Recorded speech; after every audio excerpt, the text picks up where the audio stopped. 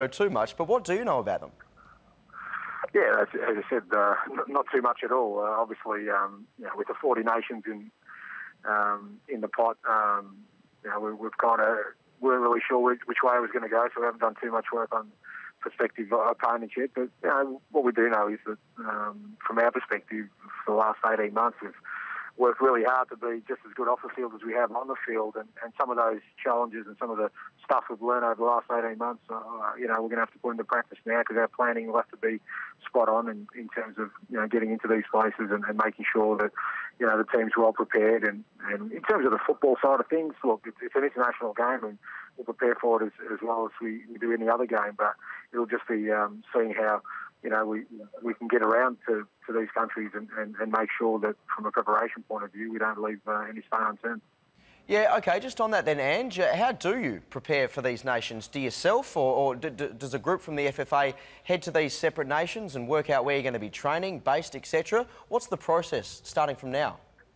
Oh, look, it would have already started as soon as the countries came out. But, we've got a really strong national team department, and there'll be people looking at it from a logistical point of view and making sure that, as I said, that our preparation and our training and facilities and everything we need to do, our transportation, all that sort of planning would have started. And then, the coaching staff would have already started looking at prospective games and games we need to scout and to make sure, as I said, that we're well prepared. So, we're a pretty well organised unit now, and I guess from all perspectives, the whole national team unit would have started working as soon as the draw was done. OK, Ange, fair to say that Jordan's probably going to be your toughest opponent in this round of qualifying, ranked something like 103 in the FIFA rankings. It's going to be a tough away trip, isn't it? And you only played them a couple of months ago, didn't you? Yeah, no, that's right. It will be, I guess, from our point of view, the one opponent that we do know well. So from that perspective, I guess our planning for that one will be less intense, I'd assume, as opposed to the other countries. But I think every game will be a challenge. As I said, there's no denying that whilst the level of the football nations we're going to be facing in terms of the other three games aren't of the highest standard, just the logistical exercise of playing these countries will be a challenge in itself. So, we're not going to take any game for granted. And I think from my point of view, the most important thing is I know we've got 8 international games between now and March, and for the squad we have at the moment who's still developing, I think there's nothing better than having these challenges over the next 12 months.